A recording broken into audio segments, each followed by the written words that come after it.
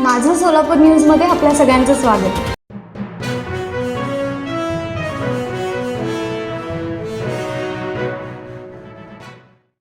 या संदर्भात निश्चितच डेली अपडेट्स जे आहेत ते जिल्हाधिकारी महोदयांना आम्ही दिलेले आहेत आणि सरांचं याच्यामध्ये पूर्ण लक्ष आहे या गोष्टीमध्ये.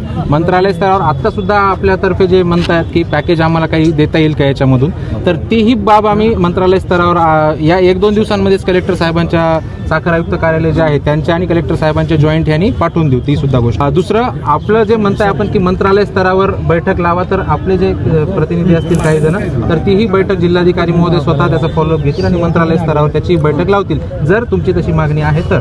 प्रोव्हाइडेड दॅट याच्यामध्ये कायदेशीरदृष्ट्या जे आपण करू शकतो ती RRC प्रोसेस आहे आणि ती ऑलरेडी सुरू आहे. याच्यामध्ये ऑफ द रेकॉर्ड आपण त्यांना बोलतोय की म्हणजे त्यांनी मला वाटते साखर कारखाना मला मध्यंतरी कळालं की विक्रीला काढत आहे, पण विक्री केली त्यांनी साखर कारखान्याची, तर त्यातून कुठे आपल्याला शेतकऱ्यांना रिलीफ देता येतो का, तर तोही आमचा विचार चालू आहे. परंतु त्याच्याबाबत ठोस आमच्यापर्यंत काही आलेलं नाही की तो विक्री करतोय की नाही करत. पण सर ही जी गोष्ट आहे साखर आयुक्त कार्यालय त्यांच्याकडचे जे रेकॉर्ड आहे, मला वाटतं इथे सुद्धा त्यांचं प्रादेशिक कार्यालय आहे, त्यांचे रेकॉर्ड वगैरे तपासून कुठल्या शेतकरी मी मागे पण 1-2दा येऊन गेलो आपल्या ठिकाणी, तिथेही आमदार महोदय आले होते, मला वाटतं धाराशिवकडील आमदार महोदय होते माहीत असतं, तर ते त्यावेळेसही आमचं हे ठरलेलं आहे की रेकॉर्ड ताब्यात घेतल्यावर आपल्याला आणि आपल्या सर्वांना मेसेज पण आलेले आहेत की आपलं किती म्हणजे त्या ठिकाणी ऊस गेलेला आहे, तर ह्या सर्वांचा आधार घेऊन आपल्याला ते पैसे कोणाचे किती आहेत ते रेकॉर्ड सापडायला काही अडचण येणार नाही असं मला नाही वाटत की काय अडचण येईल.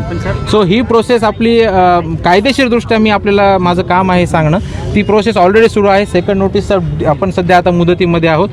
आता माझ्या माहितीप्रमाणे अजून आपण टाइम बाउंड जे दिलेलं आहे हां, आणि प्लस पॉईंट एक सांगायचं आहे आपल्याला की मागच्या वेळी सुद्धा तहसीलदार साहेब जंदाडे साहेब आहेत आपल्यासोबत, त्यांनी 100 कोटीची वसुलीपैकी 98 कोटी वसुली केलेली आहे सक्सेसफुली, RRCच वसुली केलेली आहे.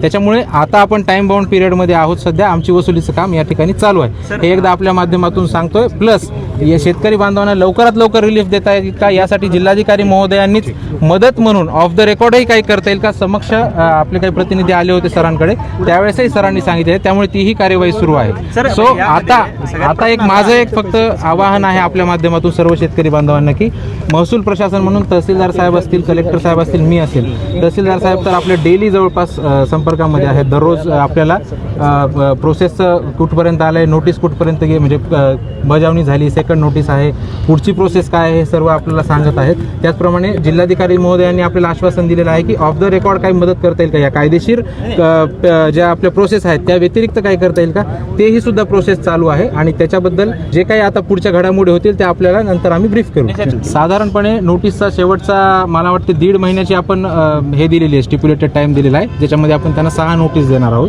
त्यांचं उत्तर आलं नाही आलं तरी सुद्धा आपण एकतर्फी आपली कारवाई करायला आपण फ्री आहोत, काही प्रॉब्लेम नाही आहे. माझं सोलापूर न्यूज या YouTube चॅनलला सबस्क्राईब करा आणि बेल आयकॉन प्रेस करायला विसरू नका.